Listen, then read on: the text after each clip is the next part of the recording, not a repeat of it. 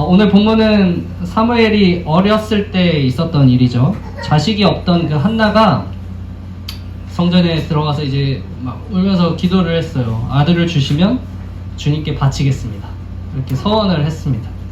그리고 이 한나는 그 약속을 지켰죠. 젖을 물릴 때까지 최대한 물린 다음에 이제 젖을 뗄 때에 성전에 이제 아기를 남겨놓고 이제 돌아와요. 그렇게 이제 사무엘은 성전에서 이제 제사장 엘리 곁에서 주님을 섬기는 그런 사람이 되었습니다. 그런데 이 성경을 보면 그렇게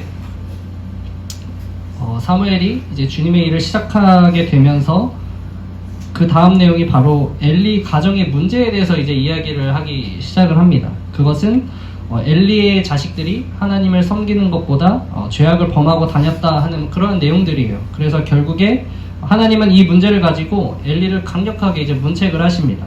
사무엘상 2장의 내용인데 2장 27, 36절의 내용이에요. 뭐 읽어드리진 않겠지만 이 엘리의 입장에서 보면은 아주 두려운 말씀이죠. 사실은 하나님의 사람이 와서 내가 명령을 어긴 것들, 죄를 지은 것들 막 명명백백하게 밝히면서 이제 내가 너희 가문과 약속한 것, 그리고 너와 약속한 것을 거두어 들이시겠다, 이렇게 말씀을 하십니다. 그리고 그들이 곧 맞이할 최후에 대한, 비참한 최후에 대해서도 말씀을 하셔요. 그리고 나서 이제 다시 오늘의 말씀이 시작이 되는 겁니다. 시작이 이렇게 돼 있죠. 아이 사무엘이라고 나와 있습니다. 여기서 아이에 해당하는 히브리어는 넓은 의미로는 유아기부터 이제 청년기에 이르기까지 아주 넓게 적용되는 말이지만 이제 보편적으로 하지만 그래도 소년을 가리킬 때 썼어요. 그런 의미에서 이 유대 역사가는 이 사무엘의 나이를 12세로 봤습니다. 12세. 12세에 우리나라로 치면 초등학생 5학년 정도에 되는 아이가 있었던 거예요. 실제로 히브리 사회에서는 성년을 몇 세로부터 봤냐면 12세부터 성년으로 봤습니다. 엄청 일찍 봤죠. 그래서 누가복음을 보면 예수님이 성전을 몇 세에 가시냐면 12세에 가는 것을 볼 수가 있습니다. 그때를 이제 성년으로 본 거예요. 하나님께서는 그런 문화적인 배경을 이제 인정을 하셔서 이제 사무엘에게 자신의 일을 본격적으로 시키기 위해서 오늘 본문에서 사무엘에게 나타나고 있는 모습을 우리가 볼 수가 있는 것이죠. 자, 그런데 이 시기가 어떤 시기냐? 말씀이 희귀하고 이상이 보이지 않는 그러한 시대였어요. 쉽게 말해서 주님께서 뭔가 예언이나 말씀을 해주시지 않았고 환상이라고 하는 그런 현상도 자주 나타나지 않던 아주 그런 암흑의 시기였죠. 자, 이러한 표현이 바로 사무엘이 살아가고 있던 이 시대가 하나님과 친밀한 시대였다? 아니죠. 완전 타락하고 부패한 시대였다라고 하는 것을 말해주고 있는 것입니다. 실제로 보면 제사장의 아들이 뭐예요? 성막에서 일하는 여인을 막 겁탈해서 잠을 자고, 또 제사장의 아들이 재물을 막 탐하잖아요. 제사로 드려야 되는 예배의 재물을 탐해서 자기가 좋은 곳으로 배불리 먹고 그렇게 재물을 탐하는 모습을 보입니다. 그것은 이제 이 시대의 일부일 뿐이지 백성들조차도 사실은 이와 같이 죄악에 머물러 있었다라고 하는 것이죠. 그래서 심지어 한나가 막 성전에 와서 입술만 막 움직이면서 기도하니까 엘리가 뭐라고 생각하냐면 기도하는구나가 아니라 야, 저거 와서 술주정 부리네 라고 생각할 정도로, 그렇게 생각할 수밖에 없을 정도로 시대가 아주 타락한 시대였던 것이죠. 실제로 사사기의 맨 마지막 절을 보면은 21장 25절입니다. 그때 이스라엘 왕이 없으므로 사람이 각기 자기의 소견대로 옳은 대로 행하였더라, 이렇게 하면서 끝나요. 이 사사기는 반복되죠. 이렇게 옳은 대로 행하였더라 하면 사사가 나타나서 다시 관계가 회복되고, 다시 옳은 대로 행하였더라 하면 또 사사가 와서 회복되는데, 이 사사기의 마지막은 사사가 등장하면서 행복하게 끝나는 것이 아니라 죄로 물드는 모습으로 끝나고 있는 것을 우리가 보죠. 그렇기 때문에 이 시대는 하나님 뜻이 아니라 자기 소견대로 옳게 행하는 그런 죄악된 시대였던 것이죠. 그래서 하나님께서는 이들에게 말씀하시지도 않으셨고 환상을 보이시지도 않으셨습니다. 자, 그렇다면 이스라엘 백성은 뭐 해야 되죠? 사실은 통곡하고 하나님 제발 말씀을 해주십시오, 계시해 주십시오, 우리에게 나타나 주십시오라고 통곡하면서 막 부르짖고 찾아야 되는데, 그러나 이스라엘 백성은 그것조차 하지 않고 있는 거예요. 하나님의 계시에 지극히 무심했습니다. 말씀을 구하지도 하나님의 뜻을 찾지도 않고 그냥 살지 살아 지내? 별일 없네?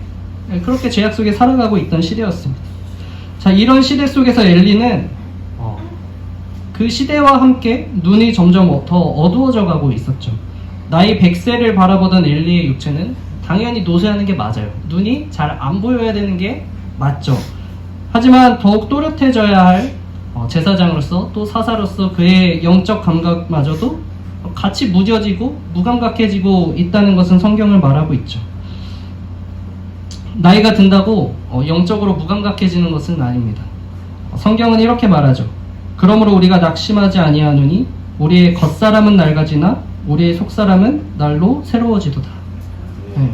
아무리 육체가 노쇠해져도 우리의 영성은 오히려 하나님 천국에 가까울수록 더 커지고 예민해지고 더욱 하나님 앞에서 풍성해질 수 있는 거죠. 엘리는 분명 젊을 적 사사로 부름을 받아서 하나님의 일꾼으로서 이제 쓰임을 받았겠죠. 그러나 그렇기 때문에 이제 경험이 있는 거예요. 한나를 이제 한나가 그렇게 변명했을 때 축복해서 보낼 수도 있고, 또 아들들을 그래도 타이르기도 하는 그런 모습을 보이고요. 또 하나님의 사람이 자기한테 와서 경고할 때도 놀라지 않아요.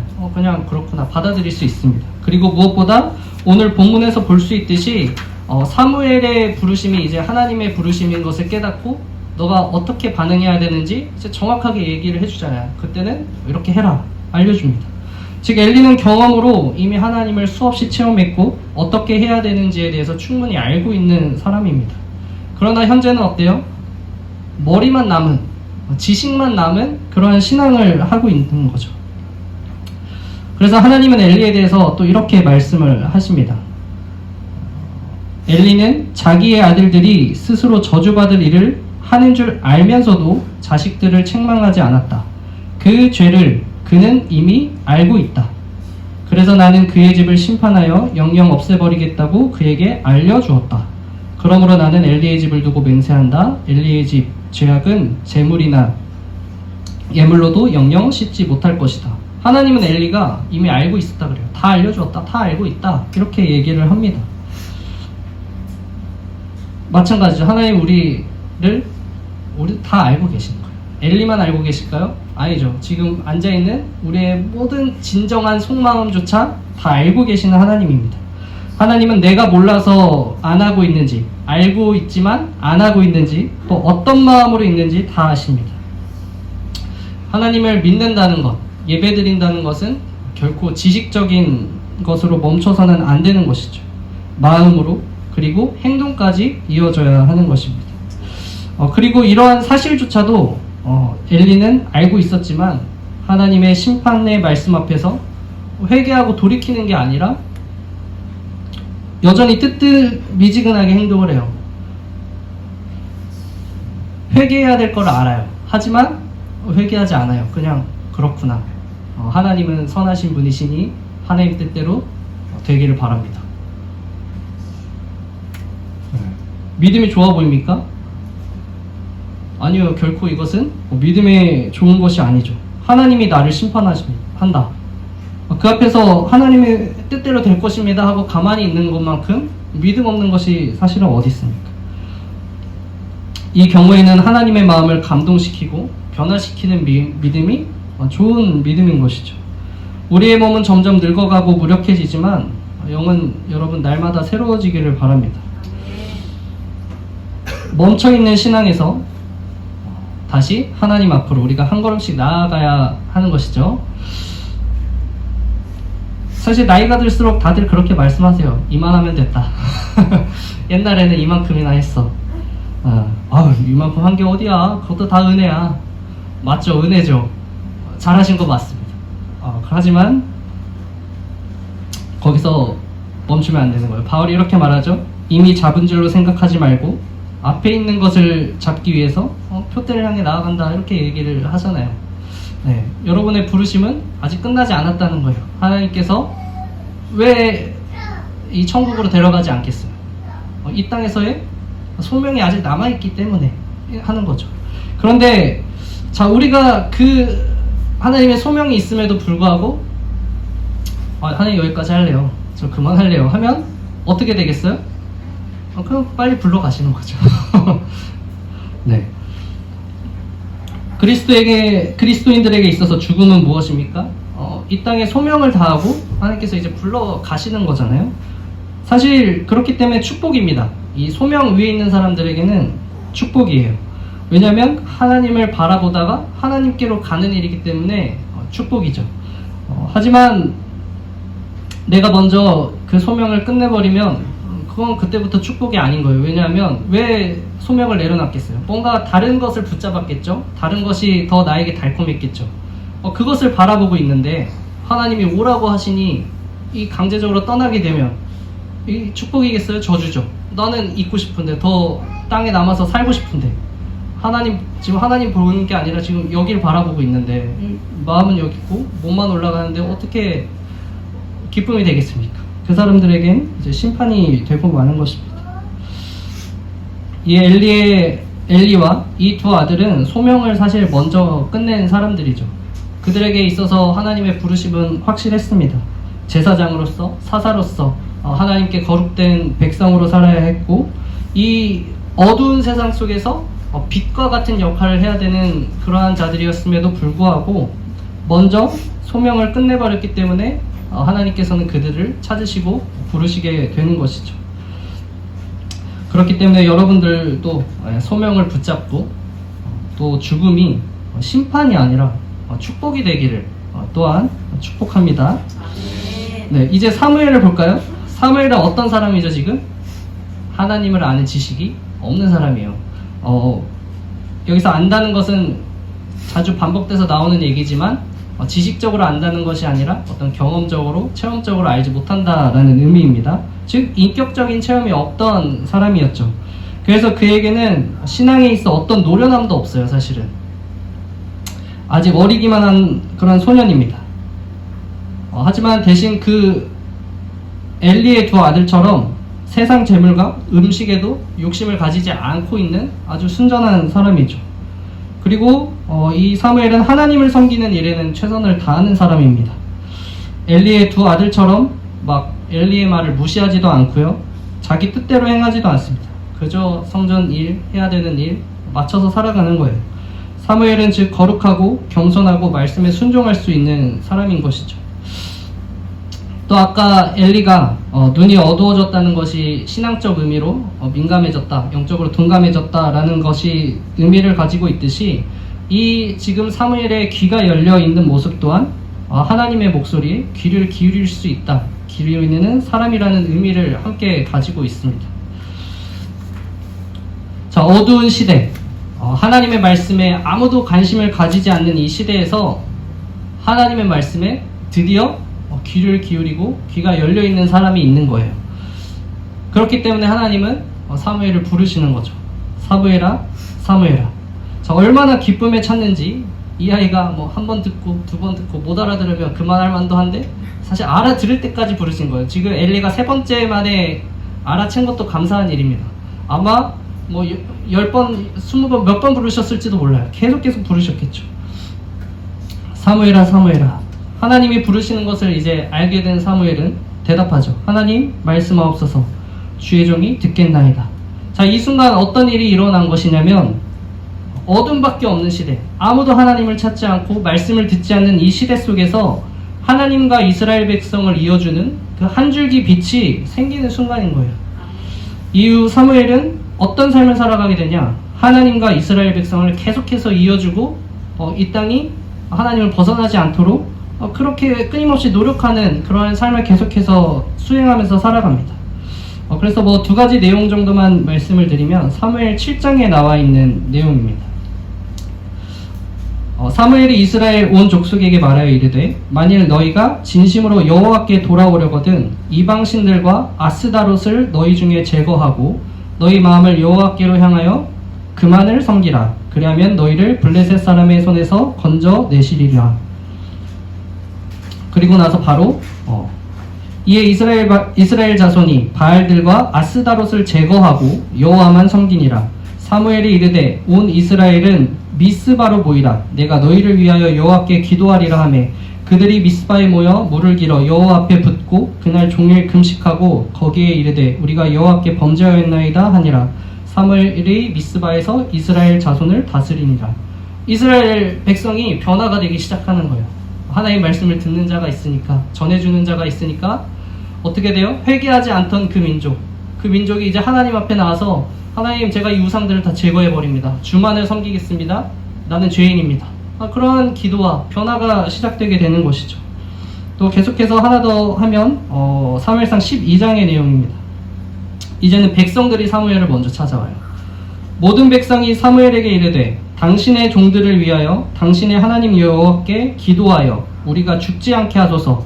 우리가 우리의 모든 죄에 왕을 구하는 악을 더하였나이다. 사무엘이 백성에게 이르되 두려워하지 말라. 너희가 과연 이 모든 악을 행하였으나 여호와를 따르는 데에서 돌아서지 말고 오직 너희의 마음을 다하여 여호와를 섬기라. 돌아서서 유익하게도 못하며 구원하지도 못하는 헛된 것을 따르지 말라. 그들은 헛되니라. 여호와께서는 너희를 자기 백성으로 삼으신 것을 기뻐하셨으므로 하나님께서는 그의 크신 이름을 위해서라도 자기 백성을 버리지 아니하실 것이요 나는 너희를 위하여 기도하기를 쉬는 죄를 여호와 앞에 결단코 범하지 아니하고 선하고 의로운 길을 너희에게 가르칠 것인즉 너희는 여호와께서 너희를 위하여 행하신 그 큰 일을 생각하여 오직 그를 경외하며 너희의 마음을 다하여 진실 섬기라. 만일 너희가 여전히 악을 행하면 너희와 너희 왕이 다 멸망하리라. 자, 또 얘기하는 여호와만 섬겨라. 너희가 여호와만 섬겨라. 그리고 뭐라고 해요? 내가 너희를 위하여 기도하는 것을 쉬는 죄를 범하지 않을 것이고 내가 너희에게 선하고 의로운 길을 계속해서 가르치겠다. 이렇게 말씀을 하시죠. 그리고 중요한 것은 여기서 하나님의 마음을 대변한다는 거예요. 여호와께서 너희를 자기 백성으로 삼으신 것을 기뻐하셨으므로 여호와께서 그의 크신 이름을 위해서라도 자기 백성을 버리지 아니하실 것이요.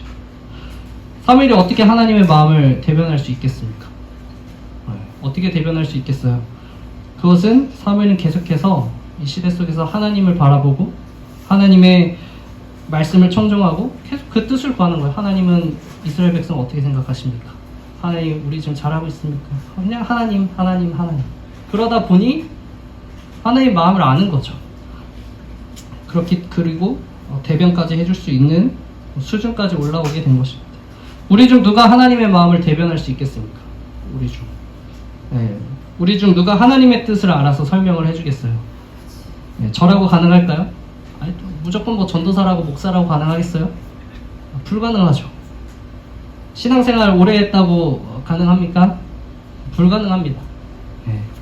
하나님을 계속해서 바라보고 하나님 목소리에 귀 기울이는 사람이 가능한 일인 거죠. 신앙생활이 짧아도 아무런 직분이 없어도 하나님을 향해 온전히 바라보고 그의 말씀을 듣는 자만이 하나님의 마음을 대변할 수 있는 거예요. 그리고 하나님은 결국 그 사람을 통해서 일하시고 역사하십니다. 근데 이 성경에 기록되지 않은 또 긴 어둠의 시기가 있습니다. 바로 예수님 오시기 전부터 BC 400년 전까지 그 기간을 우리는 신구약 침묵기 혹은 신구약 암흑기라고 불러요. 이 300년 동안 하나님께서 아무런 계시도 없고 그냥 조용히 하나님께서 침묵하고 계신 시간입니다. 자, 근데 갑자기 요셉이라는 청년이 자기의 약혼자가 임신을 했다는 청천벽력과 같은 그런 소리를 듣고 조용히 파혼해야겠다. 가장 생각할 수 있는 가장 선한 방법이죠. 세상을 따르지 아니하고 하나님 보시기에 가장 의롭고 좋은 방법을 선택을 했습니다. 자, 이런저런 생각에 빠져 있을 때 이제 주의 사자가 얘기를 하죠. 내 아내 마리아 데려오기를 무서워하지 말라. 그에게 잉태된 자는 성령으로 된 것이죠. 이 청년 요셉은 사실 이해가 되지 않았을 거예요. 이게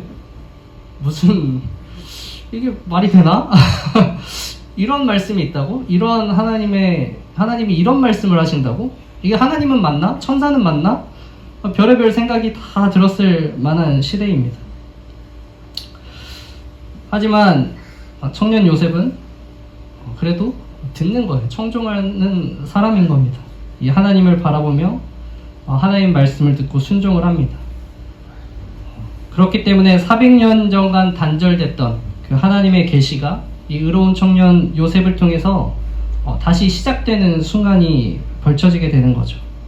길었던 그 어둠의 시대가 끝나고 이제는 이 땅에 예수 그리스도로 인해서 어둠이 빛을 이기지 못하는 그런 새로운 시대가 시작되게 되는 것이죠. 여러분, 하나님을 바라보고 하나님의 말씀을 청종하는 것은 어떤 개인적인 단순한 사건이 아니에요. 이것은 시대를 바꾸고 세상을 바꾸는 일입니다. 네, 세상이 악하고 하나님과 점점 멀어지고 있다. 이 세상이 점점 하나님을 멀리한다. 느낄수록 우리가 해야 할 일은 하나님을 더욱 찾고 하나님을 붙잡아야 합니다. 그런데 아이러니하게도 이 시대가 악하지 않았던 적은 없어요. 네, 이 시대는 항상 악했습니다. 하지만 그 시대 속에서 누군가는 하나님의 말씀을 청종하고 하나님만을 바라보며 살았기 때문에 그러한 모든 어둠의 시대를 견뎌내고 지금의 이 시대까지 계속해서 올 수 있었던 것이죠. 그 사람, 하나님과 이 세대를 연결시켜줄 그 사람들이 여러분들이 되시기를 축복을 합니다. 사무엘아 사무엘아, 그렇게 애타게 찾으셨던 하나님이 이제는 누군가의 이름을 또 부르시고 계시는 거예요. 선혜야, 선혜야, 선혜야, 선혜야, 이렇게 부르고 있고요. 옥순아, 그렇게 부르고 계시는 겁니다. 우리만 하나님을 찾는다고 생각하지 마십시오. 하나님도 우리를 정말 애타게 찾고 계십니다. 그때 여러분들, 주님, 내가 여기 있습니다. 말씀하시면 내가 듣겠습니다. 그렇게 응답함으로 진심으로 이 시대의 연결고리가 될 수 있는 여러분들 되시기를 될 줄 믿습니다. 기도하겠습니다.